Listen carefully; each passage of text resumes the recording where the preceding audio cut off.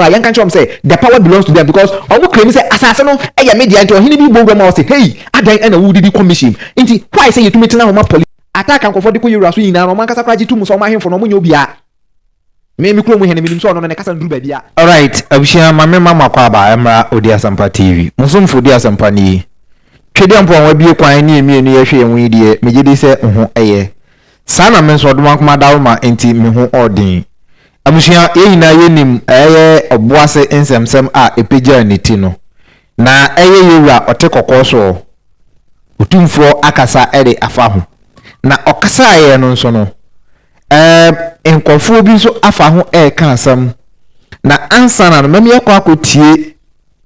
yewura asam a okan ba before say yebekọ no Kevin Taylor ebe ka ensem bi edfa yewura ho na mepesi yebetie Kevin Taylor ensem a okan no ni yewie a efe yetie yewura so asam a okan no ni ababa mu ede amawo because oman na yetimo no yawonkofo bi wo ho no ma yentimamufo no ya form serious but sankofo na ankasa no anka ehu hia se yebefa omo serious enko tie Kevin Taylor akasa afa asama esi Obuasi ho no nipa enso a omo ye na de hia omo te Asante asase so ya bo mu tuo sojafo Otumfo said to ekasa afa asam no ho no say change of government shouldn't give people the opportunity to misbehave. Asante Hine condemns Obuasi incident. Otumfo said to kasa or say abansi saba kyerese e wo se emanipa bi hu akwanya emamudi dinsem hunu wo Ghana. Na Otumfo said to kasa afa nipa enso a sojafo a e wo se obobo Ghana ho ban a obiambo obutuo abo Ghana fo enso tuo wana asase so or say sa abansi saba mema nipa bi mfatumi nso mu nsem endi nsem hunu. And I'll say this, I'm very disappointed in the statement from Otumfo. I am very disappointed. I am very, very disappointed. Because one, Obian Walker said this action by the military or the men who went there, it was because of change in government. There's been no official statement from anywhere. Say, Abansi Sayenti and Amrantie no eko say omoko Anglo Ashanti site. So far, until Otumfo gives me proof. So for Otumfo to politicize this matter, I am very disappointed in Menshia. Because as some say Abano, it is not because of power that changed. It is an issue esia nipebi ekunipa sebio nipa so ebo mutui and come here additional free menshia. I don't think say sebio ka menshia beka asem okan no e the politics abefrafra. I don't think say emrante no mukọ or say omukọ akobie Anglo Ashanti net no they were wearing NDC or MPP colors. These are young men who live in Obuasi. It is for Otumfo to attribute this to a change of government. And then I believe say with all due respect, Otumfo said to Ankasaye, there's some kind of hypocrisy in Otumfo said to statements. Because if you want to look at the case critically or look at the issue critically, the issue here is why NMI instructions emaye kun eye emrantiano. Boni ben emrantiano here ya soldier for end to me and use other means to stop them. The only thing they had to do was to shoot them. These are questions, basic questions everyone will be asking. Now, if Otumfo said to two, catch say they see Obuasi a may ku nipan sono a change of government in the debaya. Then in 2020, your bo nipa tuo e Techimano, identity Otumfo ankasa. Say a change of government about 2 months 70 and a bo nipa tuo for about 4 years. Otumfo said to never spoke on Techiman South killings. Asantibemu Yatna Santibemu ebo nipan suntuo. Otumfo did not see the need to speak on it. Even though it was a different matter, but a war asem na yeka. Why is Otumfo so eager to jump the gun to tell us, say, what happened? Abusha, yebekwa kutie ira insem a okayen. See, Kevin Taylor eye nipa bia se oka bibi na anko in favor of NDC amanyoku nko ade a irrespective of who you are no I also wa attack you enunti ena nansen sa akode ekwotrete ne Twitter post say back to Gary Sokis otwen sa akode Sereni Abasa even catch sa akode say oh you broke nigga but Kevin Taylor the US all right now so no untumi fa ho en compare sa akode yemfa no no fa nto nchen wakofa the only headline because ebane say joy news other big platforms no ebi o statement na obeka no then na ya quoting no in a picture from na ya posty and Kevin Taylor sorry or say or a journalist as a journalist papa one who claim say wako who school inti uye to boy ya yambo enje osu ya sisi ya NDC amanyoku ba yi o kasasa wo any president no nanka ehu hia esefata say obekwa akope yewura ne kasa ni nyina no waba abepre ansana oba comment ya wa comment and beside that so no asem ote kokoso ekaye no ne kan no eyade a ekoso enti o ka say techiman you see one thing aye amaye Ghana for no I think say we are misquoting and I say ye maya dwen enkoso bibia no otumfo forgetting say ye wo ahemfo ahodo so wo ho no ma techima asema wo kan ohene ni bi e wo ho no nti aden ena otumfo na o expect say obe jump from ye can say na akoka sa techima asem no. And don't forget who kroya so na obetina station so ka say ena mo ahemfo amode mo fall for politics muni ade na se yagibum ni eba mo ahemfie won ma ye betwetwa muti wo Kevin Taylor Obuasi asem ye ba ye nyina wo onso ka ho bi oni Captain Smart be wi ase ena obeba ka kire Captain Smart say ai ono no because say sikadie bi agya anase ye di sikadie agya no enti na obekasa ma NDC no ankasa ne MPP ni na followers na ankasa anso no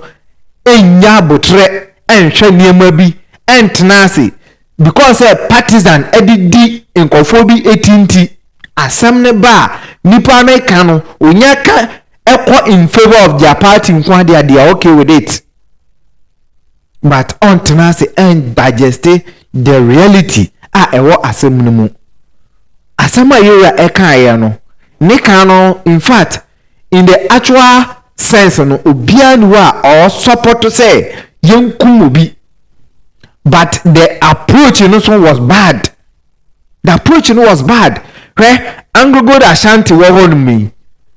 enye omo pe ena omo de abetena ho yempeinfo no ena edi abro na de eho na de ama omo a ukọ Obuasi kra na eho emobọ keke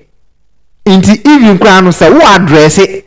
and I work say e wo say yira any these politicians no etena say one na hemfo omotwa Obuasi ne ni patam ahia no etena say no mo hodi politicians say dabi me nkwalai muti omunni adwuma ye inti even if possible kra na say mine num na mo fi say bia omo qualified to work there kra na mumbie company be in the name of Angogo Ashanti nanka muntumi nya den emfa employ enkwala no so na emom so munya bibi emom sa enkoma no eno na echesa wo kanya nsasam but ensam yuraka ebusha ode enko tie otokoko so ensam okan ye no because in the first place or condemning the act of killing no then afraid so or the foot so eden e buy and the afraid or the whole solution so ade ebiya dey e dey beto honum yankonko receiving us today.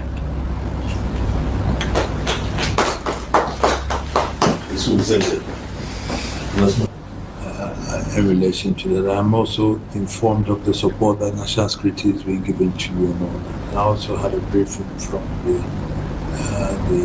army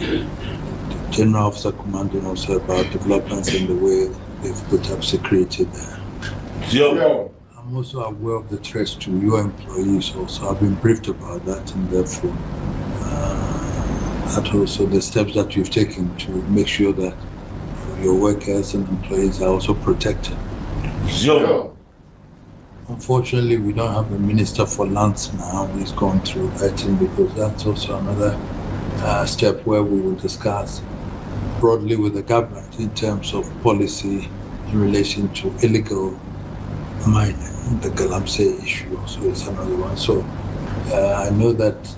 will come up after the minister is in place, and then we have a very candid and thorough meeting with the president and the minister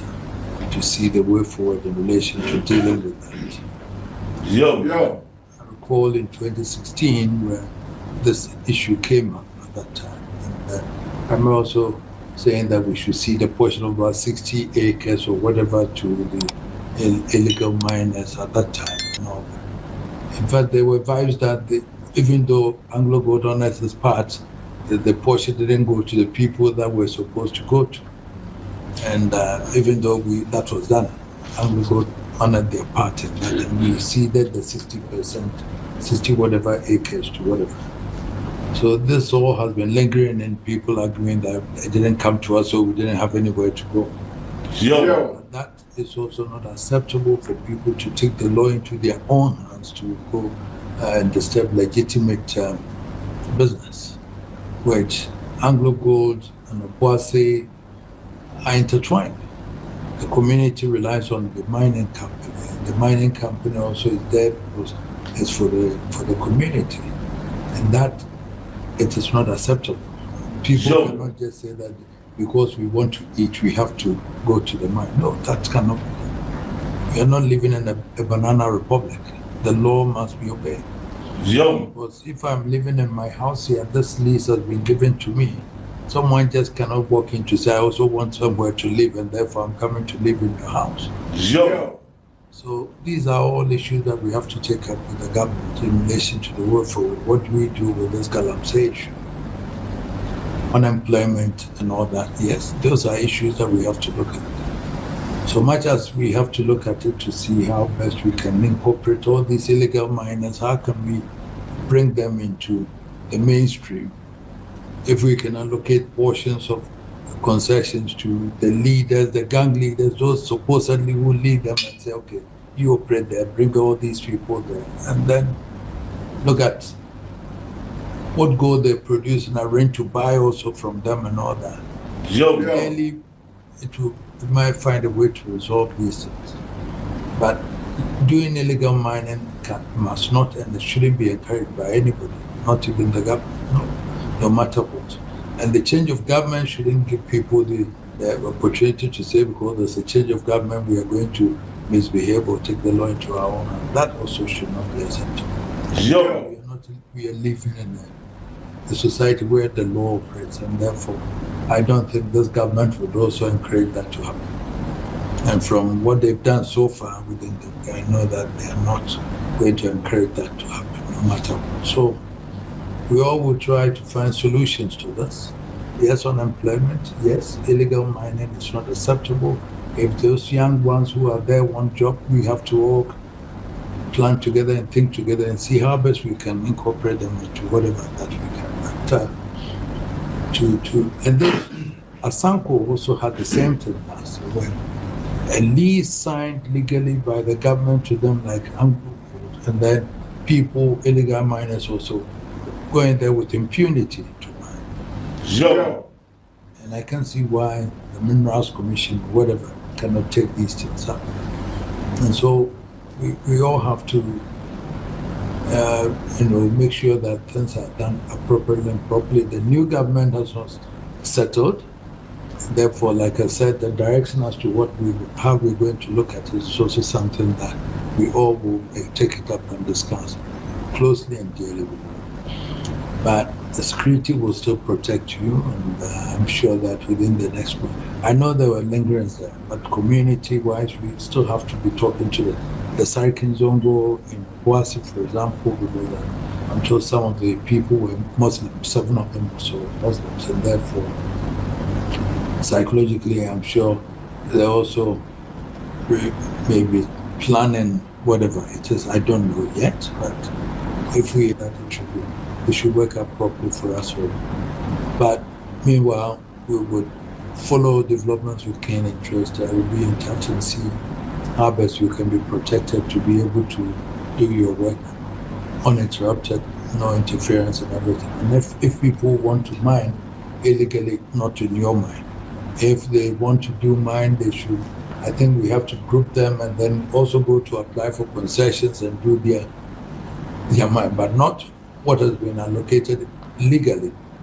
And a company that's also invested, got investments and obligations to do, which internationally also, because if you are not very careful, internationally these news go out that if you invest in Ghana, you're being disrupted by illegal mining and everything. We cannot attract any investments at all. These are all issues that we all have to bear in mind. So we make sure that much as we want investments, we also have an obligation to protect the investments, for people to appreciate that if you go to Ghana, you can do business there and then your investments are protected. So I think that we would also take it up from here and support you. So you can count on my support every time.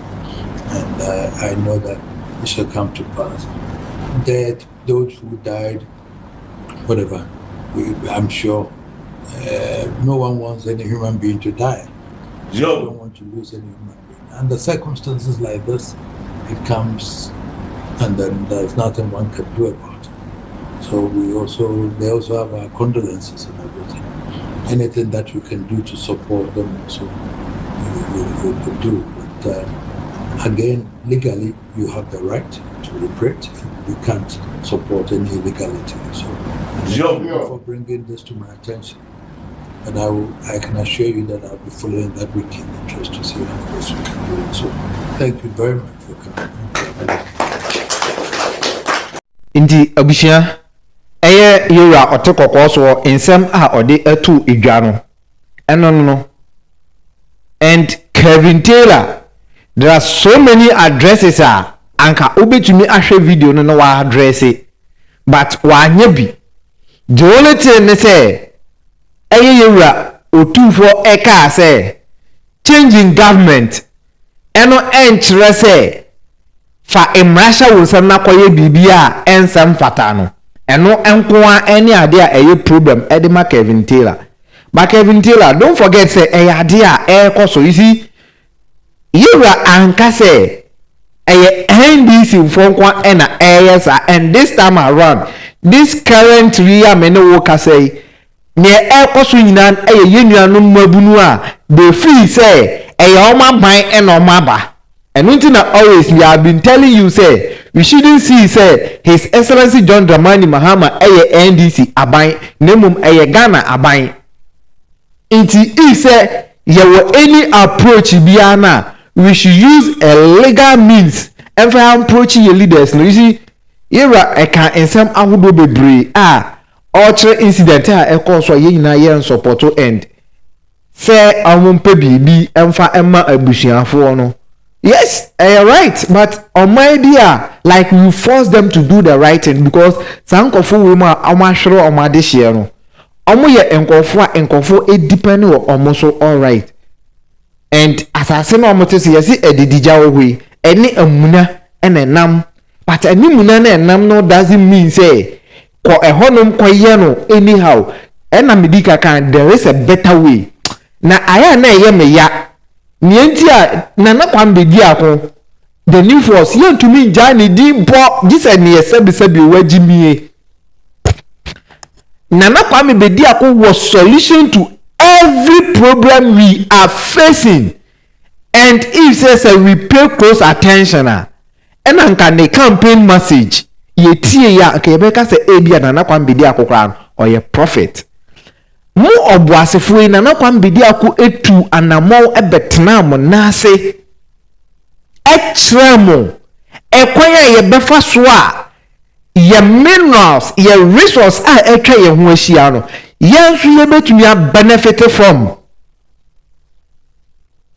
motena ho ebisa ne nsem a these politicians no doesn't care about munti no omo mba na omo ba kra na there is no way amomu betumi abisa ne sansem no and mu bisa ayen so no as a leader na odwem no nya abotre eyi mu ano enso ekowi ase abato okra honum senkra na si yere ekofae. I remember seeing a video be one of the said DCU say MP ebegina honum na ono so de Obuasi sa biaye ya yede amaya omo ankasa mo ya we nyina no e de ye campaign say na moto abama ne ye ba ye bema mo kwan mo makwa akoye adwuma ho. Day in and day out I keep on saying say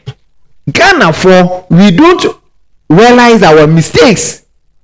Oh say this year His Excellency John Dramani Mahama at the levy COVID levy obi wa ba betina bema telling us say they are no wonim say ye dey call IMF ebe ka chere say this year no twemu a enyi and this one it doesn't sound anything to the Ghanaians mind and can bibia emfa chere youth no they make na say we keep on repeating mistake repeating Kevin Taylor and Sama Walker on misleading Captain Smart on misleading then attacking unya kan some na in favor of NDC near attack you unya kan some na in the favor of MPP near attack you but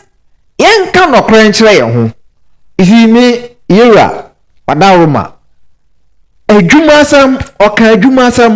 and enye this current situation na ejumasam aye ejuma program area ma Ghana mabuno I started way back and you ready be make say